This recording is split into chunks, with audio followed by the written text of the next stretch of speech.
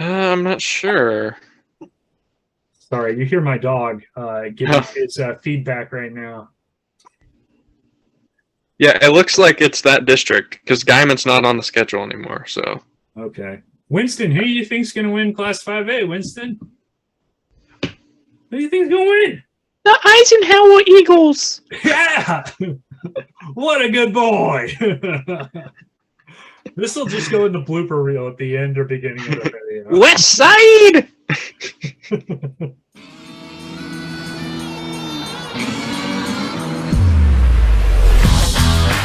One thing I like to do each year is it's just fun to go through and predict who the state champions are going to be. And I think this year is going to be really interesting because you have so much movement of teams. It was a reclassification year and a realignment year, and you have teams like Metro Christian and Marlowe, the past, I believe, three Class 2A champions.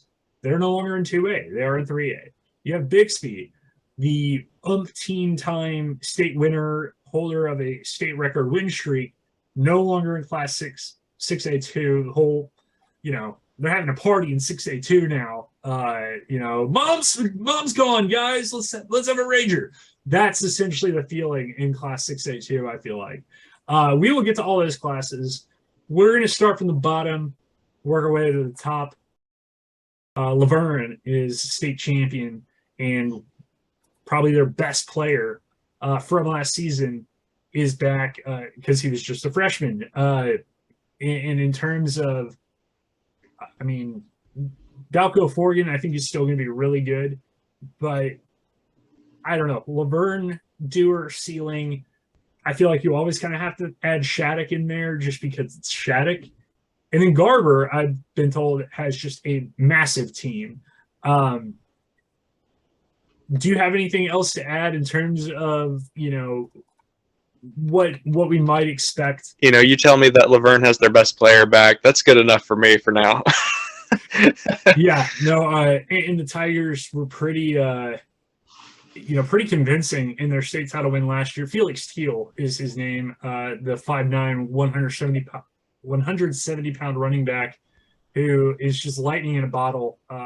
He's just hard to catch anytime he's on the field. And as we've seen in 8-man football, having one or two really good players can make all the difference. I'm probably going to pick Laverne to win this state championship.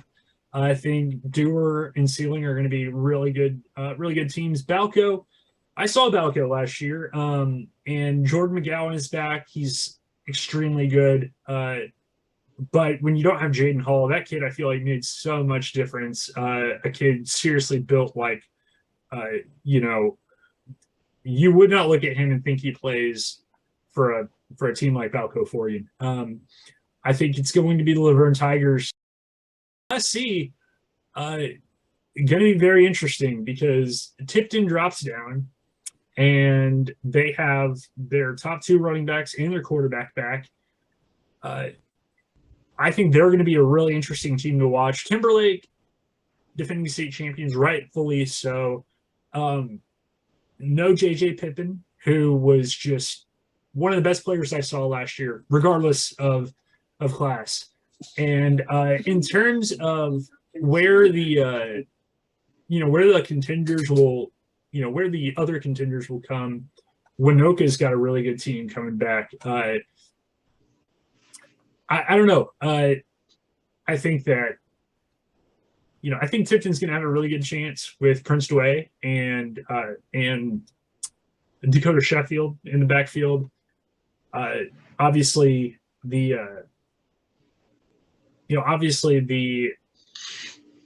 Travis White has done it before. We've seen that.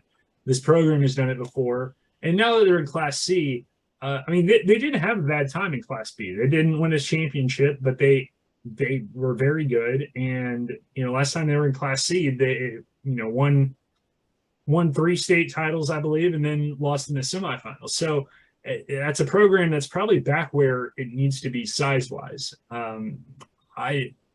Until you knock off a giant, though, it's really hard for me to pick against Timberlake. I just think that they have enough coming back that they're going to be really tough to tough to I knock have off. liked them the past couple of years, seeing how well they've played, and I think they proved me wrong a couple of years ago. I thought that they were going to lose or did they? Were they the ones that lost the state championship 2 years ago, or have they won two straight? I can't remember No, now. they lost to Tyrone. Okay, yeah, okay. That was I thought that they were going to win, and then Right. they lost. But We head to the 11-man ranks.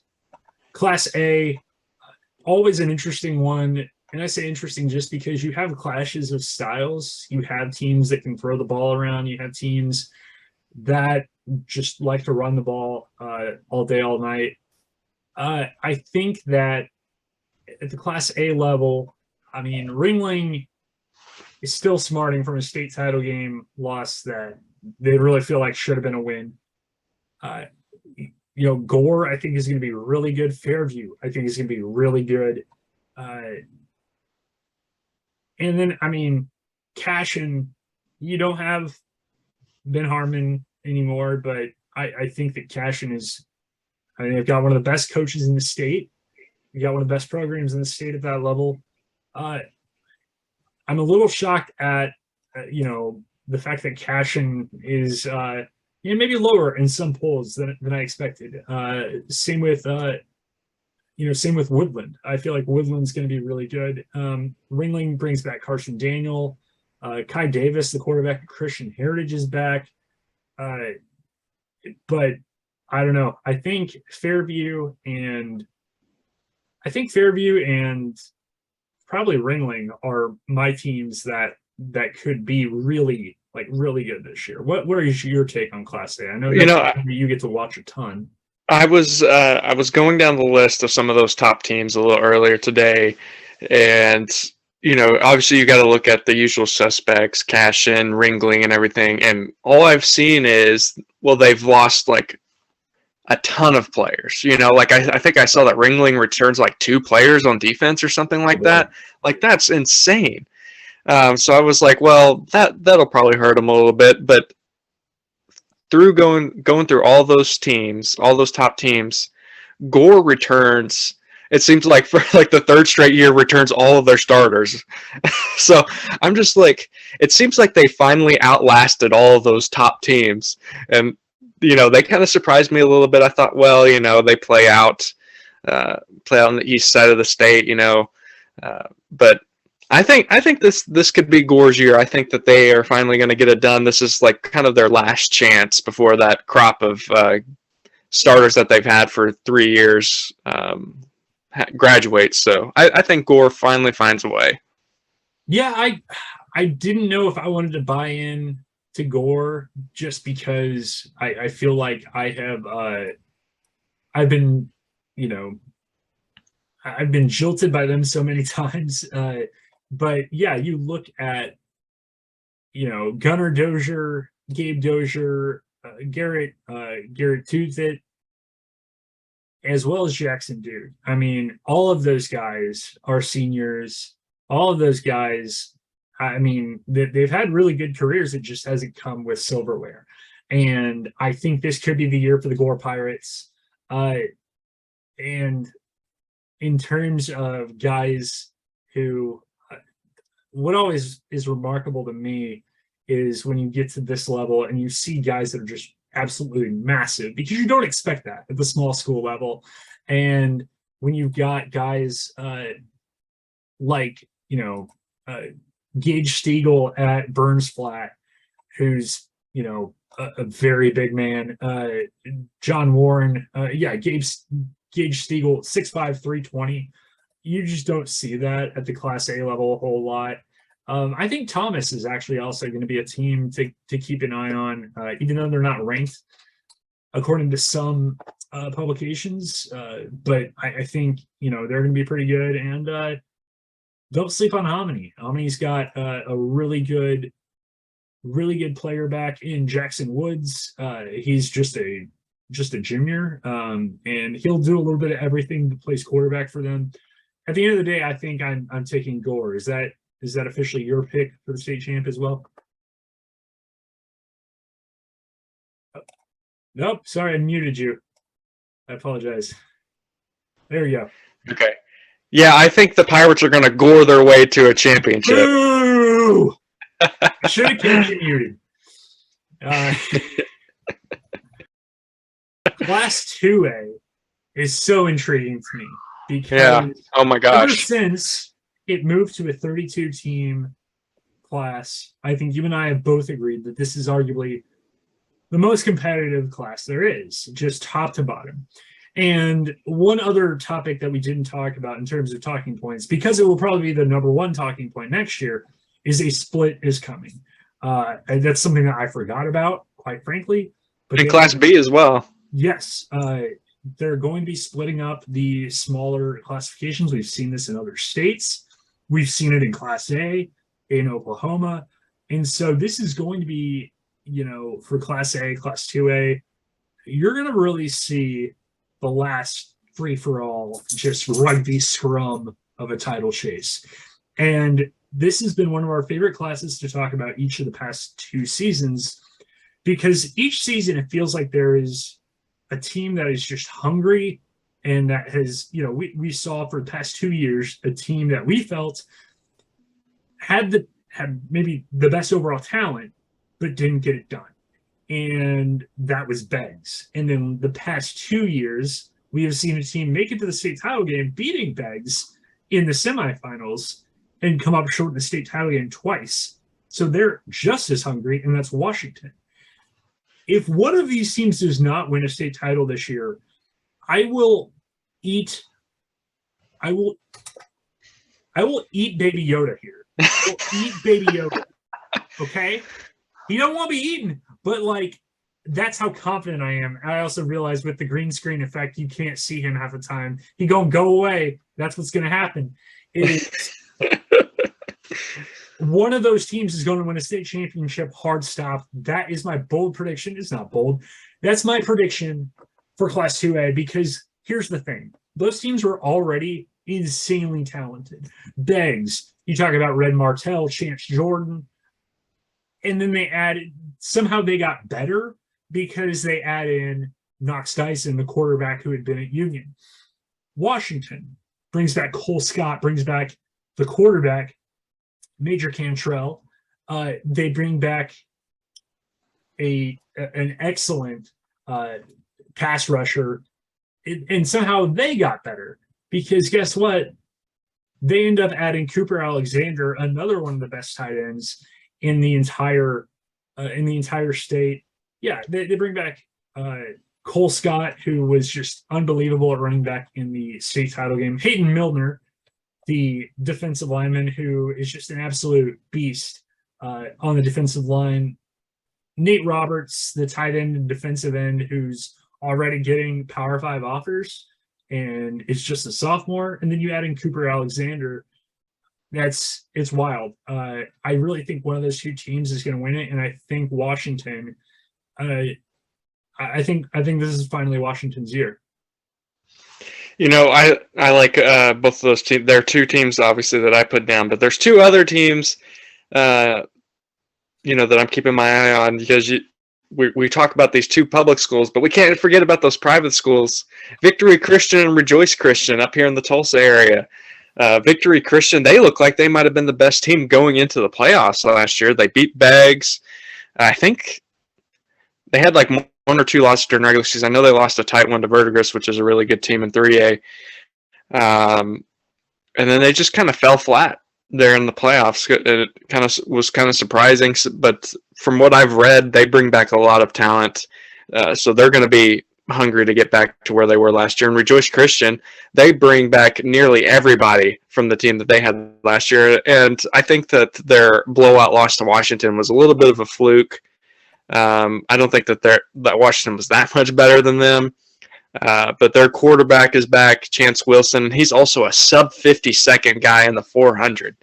Dude is just a straight athlete. Bro. I mean, so yeah, those 2 private schools are definitely something that people should be looking out for. I think that they definitely have a good chance to beat Washington or Beggs.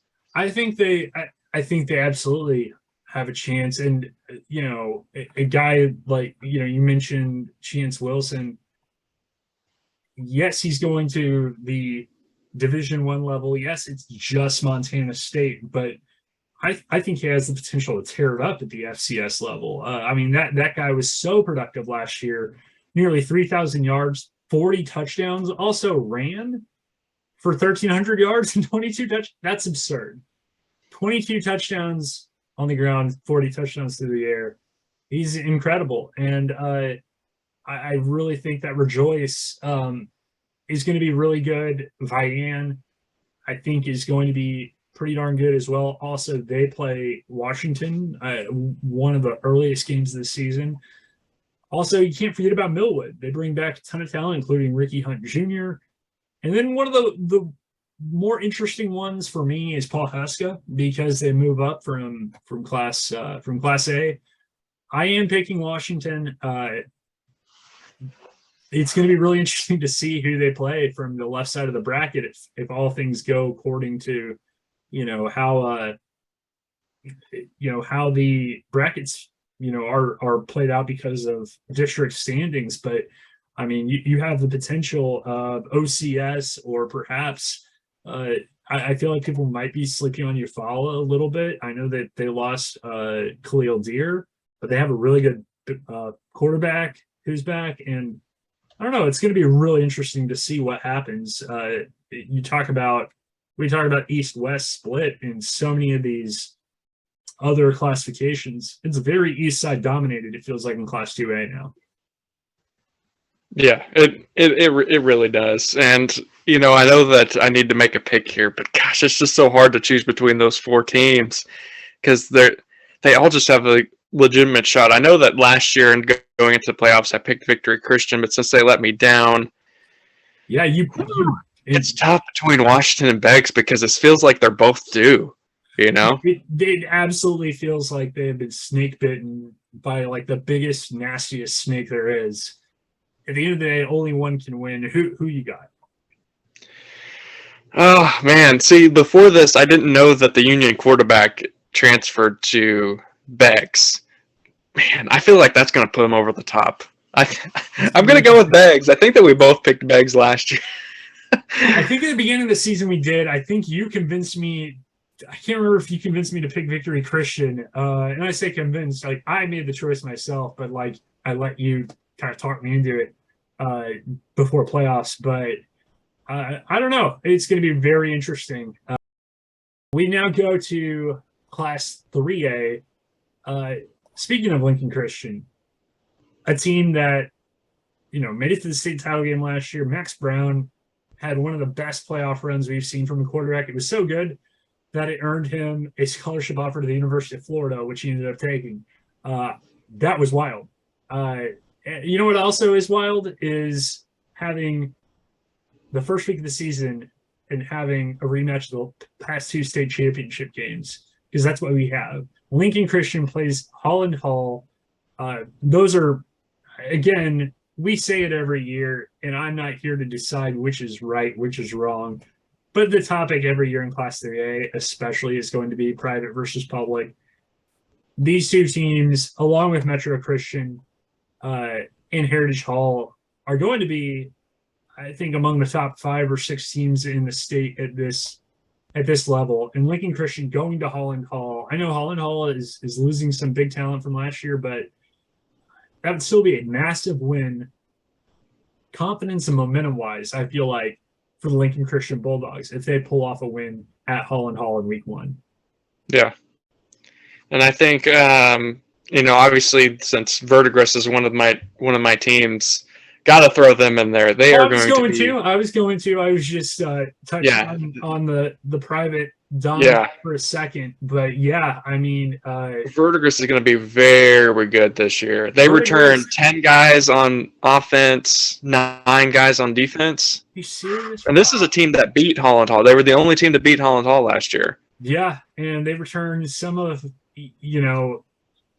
I feel like we as journalists are still fans, and that's why we got into this industry. And man, you want to talk about having just some of my favorite players, just in terms of kind of cult heroes. Reese Roller, a guy who's not built necessarily like your average rush linebacker, but the guy has racked up enough sacks in 2 seasons to that would basically be a career for most guys. Like I think he's had close to like 40 sacks over the past 2 seasons, something ridiculous like that.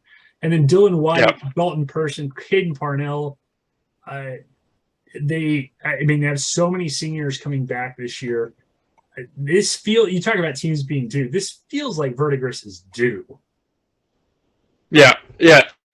And speaking of Roller, I feel bad because a couple of weeks ago you asked me if he was a defensive lineman, and I told you he's a linebacker. Well, he's actually going to be playing DN this year, so you might have to amend your yeah, you might have to amend your article and put him. But get paid now. Yeah, for those who don't know what Kevin is talking about, shameless plug for myself now. If you want to go to scorebooklive.com or Scorebook Live Oklahoma, did a preview piece on the top defensive lineman in the state of Oklahoma, and I asked Kev, I was like, Reese Roller, he's a linebacker, right? Like I shouldn't include him in this list, right? Because he would absolutely be probably my top 10, and didn't include him in the top 20 because he came more from the linebacker position most of the time. It is what it is. I mean, I feel like defenses now are so fluid that you can just put edge rusher, and that encapsulates so much. But I really think, I don't know if they'll win it, but I absolutely think Verdigris plays for state title this year. I think they get over that hump. I don't know if they are going to be better than a team like I don't know. I don't know if I can put them ahead of a team like Heritage Hall or Lincoln Christian just yet. But my top 3 would definitely be Lincoln Christian, Heritage Hall, and Verdigris. And I'll just go ahead and drop my state champion now. I think Lincoln Christian wins it. Yeah. As much as I want Verdigris to get it done, I just think Lincoln is just going to be a little bit too much. Right. And I really hope that Verdigris does not have to run into Heritage Hall. They lost in the they lost to Holland Hall in the semis last year, right? Right. Okay. And a revenge game for Holland Hall. Right. Yeah, that's going to be really interesting. I think Lincoln, Heritage Hall, and Verdigris are your top 3. I think Plainview is gonna be decent enough. Bergen-Stryon might have something to say. I think it's going to be really interesting at the Class 3A level. It's going to be really interesting to see what the move-ups do as well in Marlowe and Metro Christian. Metro Christian brings back Kirk Francis, one of the best quarterbacks in the state for the past couple of years. Marlowe lost 22 seniors from last season. I can maybe name 2 players left on their roster at this point. And I think one of them was a starter. It's going to be wild. I think Lincoln Christian wins the state title, though. I think that's just a program that is just a runaway train right now. That's going to be really tough to stop. And that's them without Max Brown. Yeah, which is wild to think about. I think there are good teams and there's good programs. And good teams come and go. Good programs have staying power. And that's just a monster program that they've got going in Tulsa. We are looking at Class 4A now, and this is a classification that always is one of the more interesting ones to me because you have your traditional powers in Class 5A that always seem like they're there. Same with Class 6A. 4A, it feels like there's 1 or 2 teams each year that gets pegged as anointed as this is the team to beat. And many of the past few years, they don't end up making it to that title game, or something happens, they don't end up winning it. I think many people are pegging a team like Cushing to be the best team in 4A. They do return a lot. Blaze Berlowitz at quarterback, and then you also have just an absolute dynamite player in Camden Crooks. Tuttle, I think, is going to be really good as well. Do you think that it's once again going to be a case of a team outside of the top 2 maybe coming out of nowhere, or a team that gets hot at the right time that wins the state title? I don't see that this year. I think for me, well, and it depends on who are your top teams. You mentioned Cushing, you mentioned Tuttle. Is there anybody else on your list? Because I have a couple of teams here.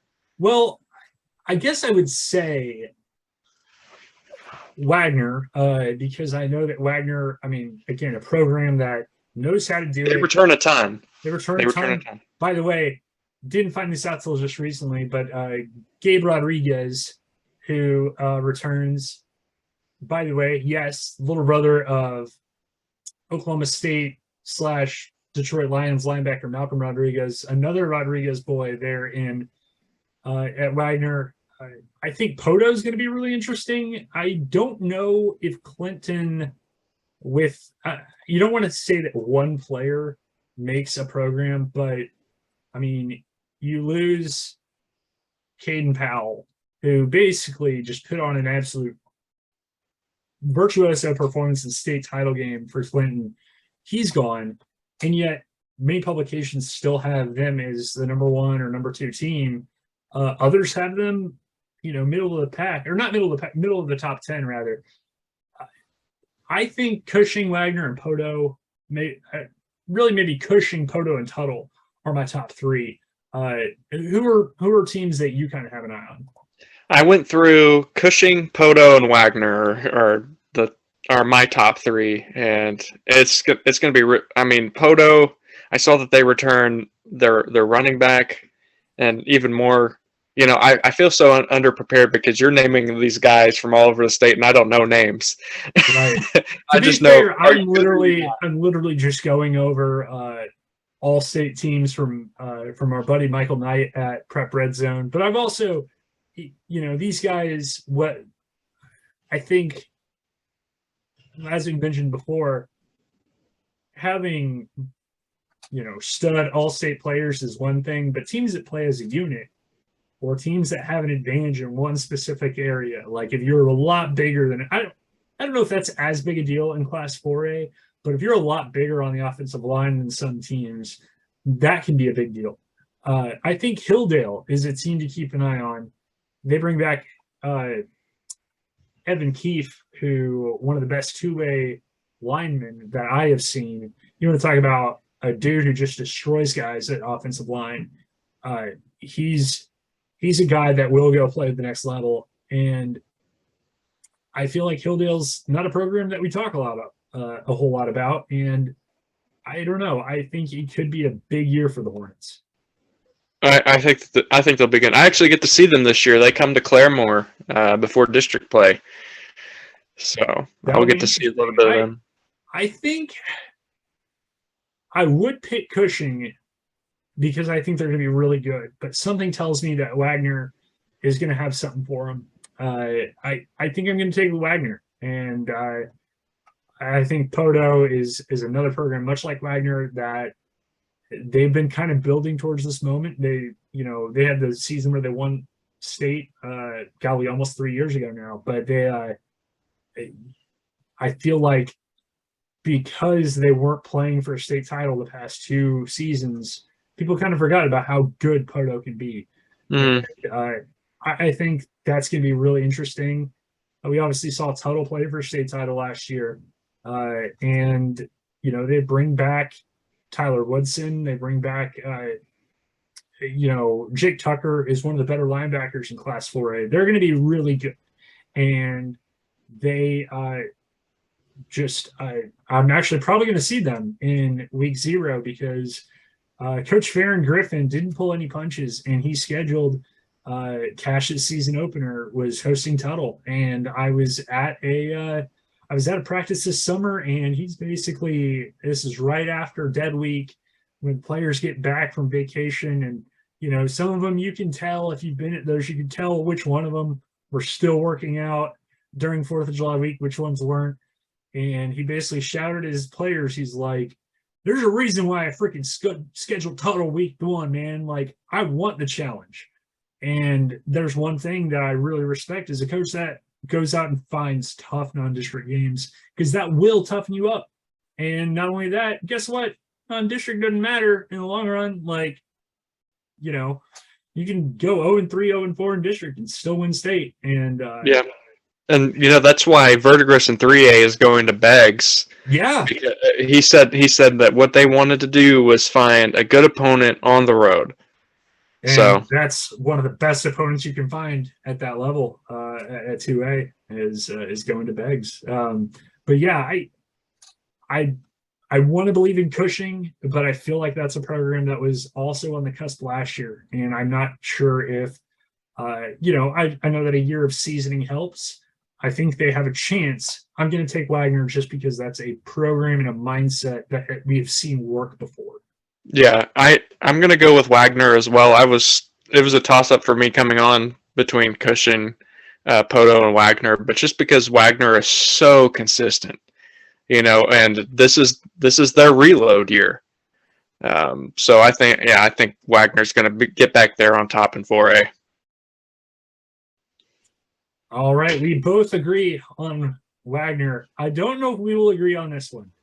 Class 5A, because like every year we know who we're going to talk about, and say what you will, Kevin. I do not believe for a second that you can pick 5A without bias, because we know that Carl Albert DNA runs in your blood, sir.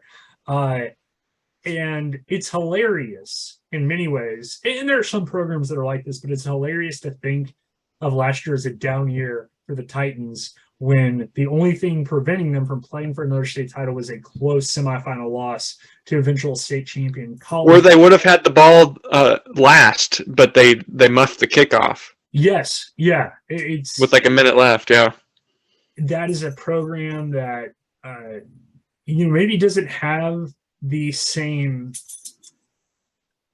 flashy recruiting names that it's had in the past, but you still have Tashawn James, who's going to go play, Division I football or Big 12 football, or I forget where he's going, but he is going Division I FBS, I do believe.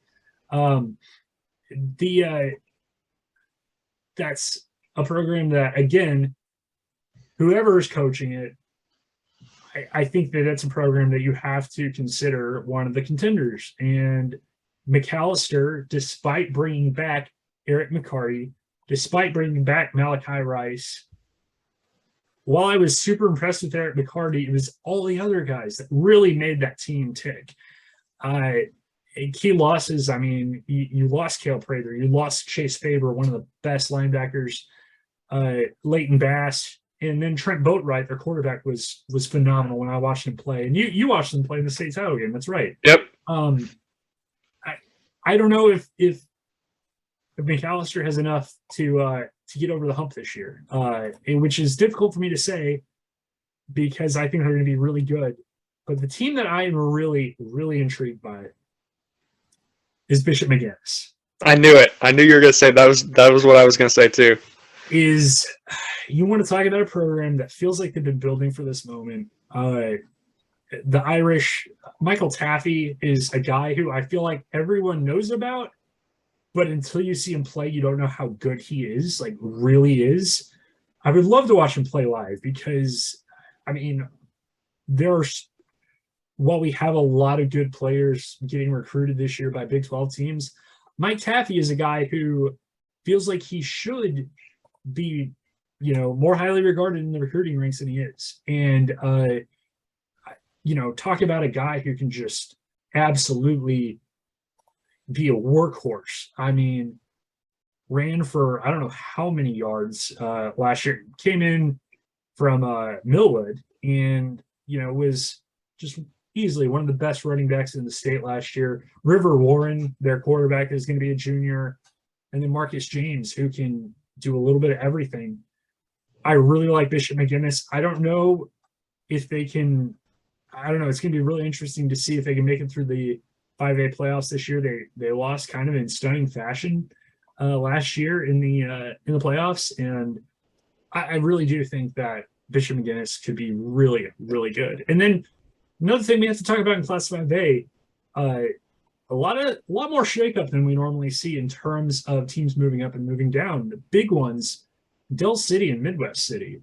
I think Del City, if David Stone had stayed, we're talking about Del City as one of the top 3 contenders, maybe. That's how good the Eagles could be. Midwest City is going to be really interesting. I'm going to get to see them play probably because they're in the district with MacArthur, Duncan, Elgin now, and Elgin moving up. I know that wasn't necessarily on everyone's radar because Elgin's not a traditional power, and that's a team that came up from 4A, not a playoff team, a team that is 2 years removed from a winless season. But I tell you what, they got so many young talent, so many young guys that are just hungry, and big boys on the offensive line. I think Elgin's going to be really intriguing. But Guthrie, Bishop McGuinness, and Carl Albert, I think one of those teams probably wins state. And if you want to look, they're all in the same district. Oh gosh, yeah, that's right. Which is nuts. And if you want to look for a sleeper, if you can call him a sleeper, I might look at somebody like Kawita, because you talk about bringing back a really good player in. Mason Ford. Mason Ford, yes, thank you. I was looking for him under running backs, but he also plays defensive back where he's just as good. And then they have a new quarterback in Carson Laverty, who comes in from Putnam City North. I think he will absolutely step in for Gage Ham and be really good. And it'll be interesting to see, a Coweta team that lost 14-7 to Carl Albert in the quarterfinals. Like that's nothing to sniff at. Like that's nothing to sneeze about. Their one loss in the regular season was to McAllister, and they'd beaten Wagner. They had beaten Bishop McGuinness.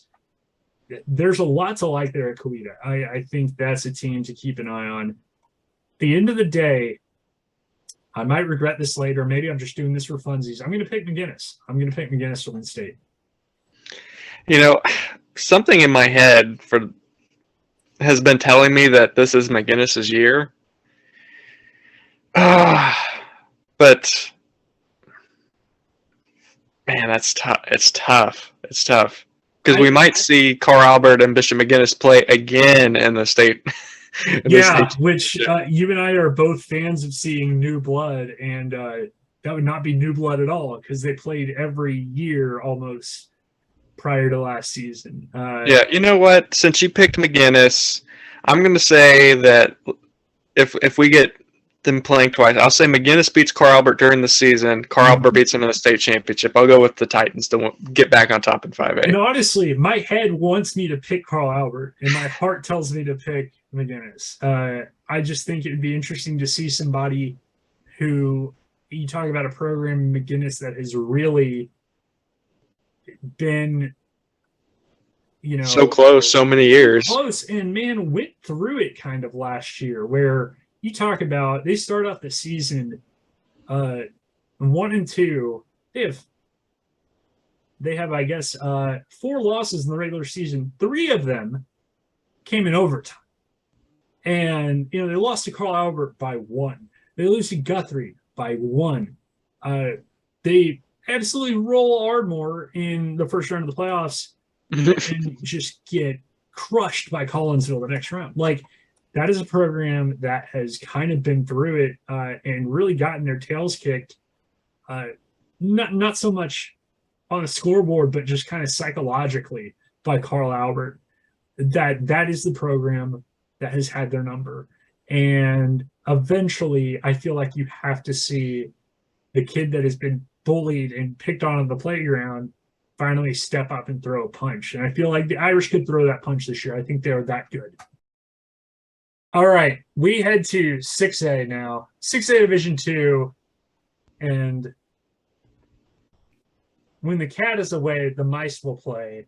And I almost said Bishop. Bixby is gone.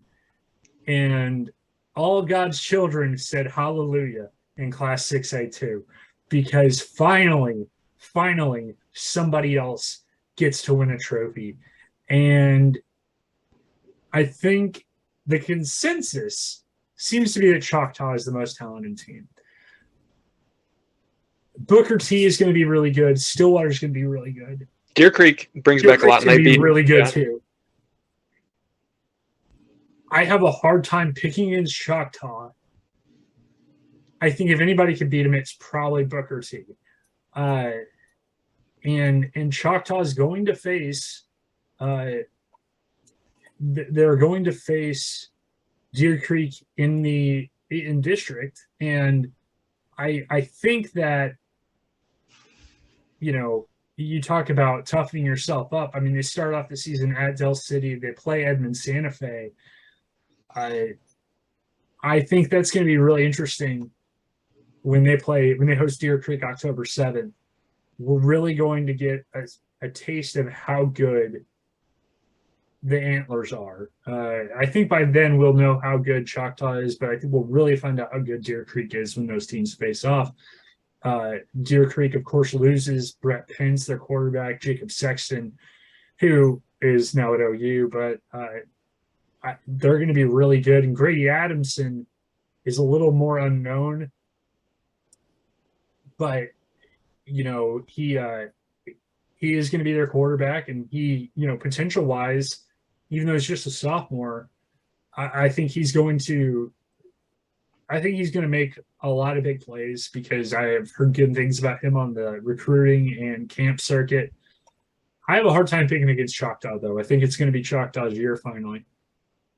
Yeah, I think I'm going to go with Choctaw as well, though I'd really like to see Stillwater finally get one. Another Gundy, man. Another Gundy at quarterback. It's death, taxes, and Gundy. And, you know, I think they've got a legitimate star on the offensive line, which is two words you don't say a lot, star and offensive line, in the same sentence, but they've got a real good offensive lineman in Jacoby Sanders, who is committed to the Pokes.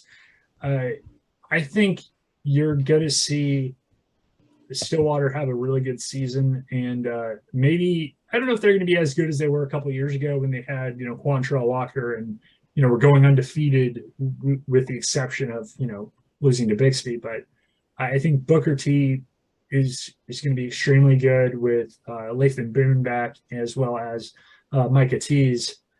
And I just wanted to throw one local note in there. I'm not saying that they're going to contend at a state level necessarily this year, but if there was one big winner in 6A2 besides all of 6A2, in terms of the redistricting, I might say it's Lawton High, because Midwest City is gone, Del City is gone, Stillwater is gone. It's three teams that have just absolutely had the Wolverines number the past 3 years, really. Yes, Choctaw moves back in. We'll see what Putnam City North playing at Putnam City North is going to be like, because Lawton High really kind of had to dig deep to beat the Panthers at home last year in a great game. Devarius Hardy and Tyron Amaker have just such a good connection, and Hardy is probably the most talented all-around package at quarterback that the Wolverines have had in probably half a decade, if not more. They've had guys with better arms maybe, but his ability to get out of the pocket and make something happen, pretty awesome. I think Lawton High at least makes the playoffs this year in that district. They are going to have to face Deer Creek, Ponca City, and we'll see what Putnam City, what the Pirates do this year. They've got, some talent coming back, but I think it's Choctaw, Deer Creek, and Booker T and Stillwater, and everybody else is sitting on the sidelines. Yep, I agree. And finally, the biggest of the big boys, Class 6A1, the big leagues. This is tough because we are not used to seeing Bixby ranked anywhere other than number 1. And we have seen multiple publications have them at number 2 or even 3. Union, I feel like, I don't know. I feel like Union is going to be people's pick, not just because of Shaker Riesig, but because they have other guys back as well. They're going to have a great secondary. It's not as if they got blown out by Jinx in the state title game. That was a good game. They just made too many mistakes near the end. I don't know. It feels really weird picking against Bixby, though. And I know that Braylon Presley is gone, but you bring in Austin Havens, who was at Owasso. You still have Luke Has. You still have Dylan Has. You still have Brody Duffel on the offensive line.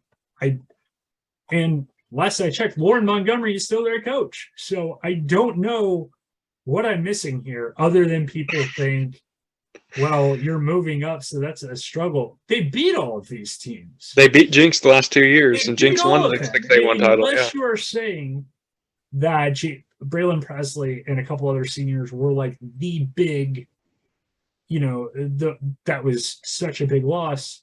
I have a hard time believing that they're not going to be playing for a state title game this year. Yep. Bixby's my pick. Union was intriguing, but upon learning that they lost their quarterback, and then obviously with Jinx, they just went through 2 quarterbacks in the offseason. So now they got to. Well, you say lose their quarterback. I mean, Union has Shaker Rezick now, the kid from Jinx. Knox Dyson left, but yeah, I mean, they're gonna be still really good. Right. Yeah. And Simeon Gilkey as well moves in for Bartlesville, which is still wild to me. Yeah, as far as we know, that is still an up in the air quarterback battle. But what a problem to have is picking from 3 potentially really good quarterbacks. I want to pick Bixby. Union is really, it's tough to pick against all that talent, but Union's my second choice for sure. I think it's Bixby. And I think Union's my second choice as well. Congrats to us for being boring and agreeing with each other. I think it's going to be a heck of a football season, and just like you, I can't wait. Yep. All right. I'm ready for it, man. I'm always ready for some high school football. Yes. I've already made out the whole schedule for what I'm going to cover throughout the year. Just like Joey used to do for us back in the day at the Constitution. I wouldn't expect anything less. And if you are in the Tulsa area, especially, be sure to grab a copy or subscribe online to the Claremore Progress. And even if you're not, subscribe to any, whether it be online or in newspaper form. Just follow me on Twitter at Kevin Green Media. Yeah, just do that. But beyond anything else, support local journalism. Please help support local newspapers and support journalists in general, because not just for selfish reasons, but it is, obviously you and I are biased, but I think that there is power in the written word, and there is power in paying for things, because that's how the world works. Please support your local newspaper, support local journalism, and go watch high school football. For SpOKen Freely, I'm Glen Brockenbush. He's Kevin Green, and we will see you guys this season. See ya.